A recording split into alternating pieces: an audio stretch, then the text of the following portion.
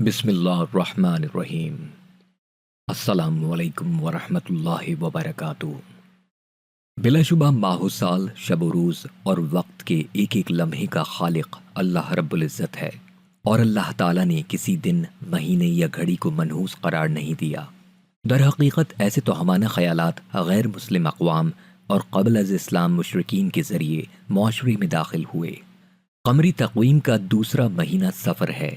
قبل از اسلام بھی اس مہینے کا نام صفر ہی تھا۔ اسلام نے اس نام کو برقرار رکھا۔ اس مہینے کے بارے میں غلط باتوں اور توہمات کو ختم کرنے کے لیے اسے صفر المظفر کہا جاتا ہے۔ زمانہ جاہلیت میں ماہ صفر کو منحوس خیال کیا جاتا اور لوگ اس مہینے میں سفر کرنے کو برا سمجھتے تھے۔ اسی طرح دور جاہلیت میں ماہ محرم میں جنگ و قتال کو حرام خیال کیا جاتا اور یہ حرمت قتال ماہ صفر تک برقرار رہتی، لیکن جب صفر کا مہینہ شروع ہو جاتا اسے منحوس سمجھا جاتا۔ ماہ صفر میں جب جنگ و جدال دوبارہ شروع ہو جاتے، اہل عرب جنگ کے لیے چلے جاتے اور گھروں کو خالی چھوڑ جاتے، اس لیے اس مہینے کا نام صفر، جس کے معنی خالی ہے، رکھا گیا تھا۔ الغرض آج کے باشعور معاشرے میں بھی بہت سے لوگ ماہ صفر کے بارے میں جہالت اور دین سے دوری کے سبب ایسی توہمات کا شکار ہیں جن کا دین اسلام سے دور کا بھی کوئی تعلق یا واسطہ نہیں۔ جیسا کہ اس مہینے میں توہم پرست لوگ شادی کرنے کو نحوست کا باعث قرار دیتے ہیں۔ اس میں کسی کام مثلاً کاروبار وغیرہ کی ابتدا نہیں کرتے، لڑکیوں کو رخصت نہیں کرتے۔ اس قسم کے اور بھی کئی کام ہیں جنہیں کرنے سے پرہیز کرتے ہیں۔ ان لوگوں کا اعتقاد ہوتا ہے کہ ہر وہ کام جو اس مہینے میں شروع کیا جاتا ہے وہ منحوس یعنی خیر و برکت سے خالی ہوتا ہے۔ بلا شبہ ماہ و سال، شب و روز اور وقت کے ایک ایک لمحے کا خالق اللہ رب العزت ہے، اور اللہ تعالیٰ نے کسی دن، مہینے یا گھڑی کو منحوس قرار نہیں دیا۔ در حقیقت ایسے توہمانہ خیالات غیر مسلم اقوام اور قبل از اسلام مشرکین کے ذریعے معاشرے میں داخل ہوئے، اور آج یہی فاسد خیالات مسلم اقوام میں در آئے ہیں، جبکہ دین اسلام کے روشن صفحات ایسی توہمات سے پاک ہیں۔ کسی وقت کو منحوس سمجھنے کی اسلام میں قطعی کوئی گنجائش نہیں، بلکہ کسی دن یا کسی مہینے کو منحوس کہنا در حقیقت اللہ رب العزت کے بنائے ہوئے زمانے میں جو شب و روز پر مشتمل ہے، نقص اور عیب لگانے کے مترادف ہے۔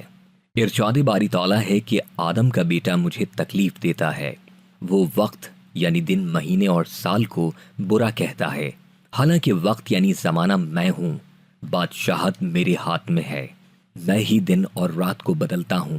اس سے معلوم یہ ہوا کہ دن رات اللہ تعالیٰ کے پیدا کردہ ہیں۔ کسی کو عیب دار ٹھہرانا خالق و مالک کی کاریگری میں عیب نکالنا ہے۔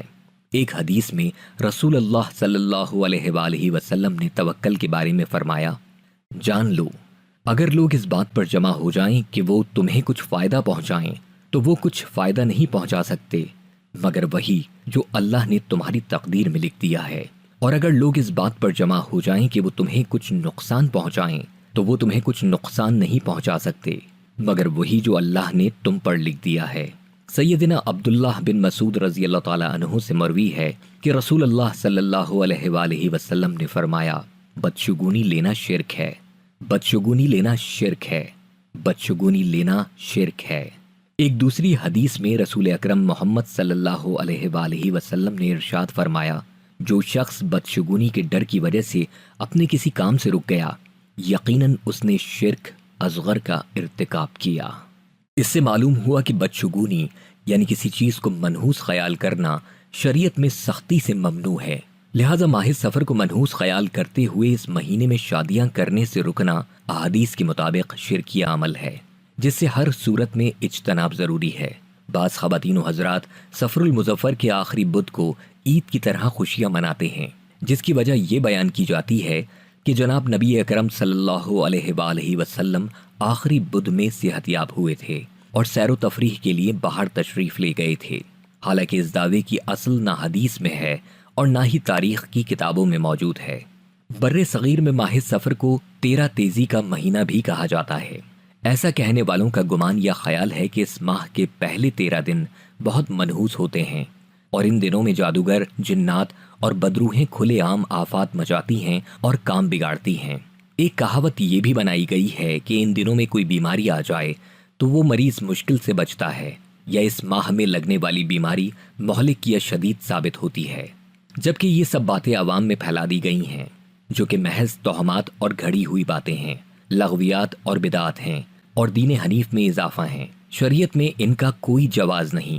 اسلام ایک مکمل ضابطۂ حیات ہے جو دلالت و جہالت سے مبرہ اور دلائل و براہین سے آراستہ ہے۔ اسلام کے تمام احکام پایۂ تکمیل کو پہنچ چکے ہیں اور اس دین مبین میں خرافات و بدعات کے لیے ایسی کوئی جگہ نہیں۔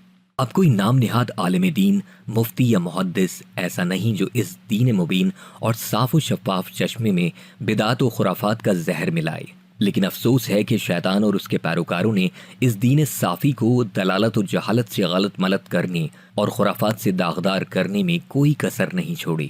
دین اسلام نے انسان کی ہر سطح پر کامل رہنمائی کی ہے۔ اللہ تعالیٰ کی ذات پر ایمان، اعتقاد اور توکل کا تقاضا یہ ہے کہ سب کچھ اسی سے ہونے کا یقین انسان کے قلب و ذہن میں راسخ ہو۔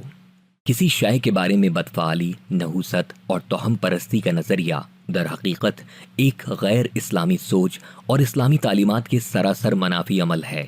ہمیں یاد رکھنا چاہیے کہ ہم اپنے خالق و مالک اللہ کریم کو اس صورت میں راضی کر سکتے ہیں کہ جب ہم اس کے ارشادات اور تعلیمات کی پابندی و پیروی کریں اور شریعت و سنت کے مقابلے میں اپنی نفسانی خواہشات اور توہمات کو کبھی ترجیح نہ دیں۔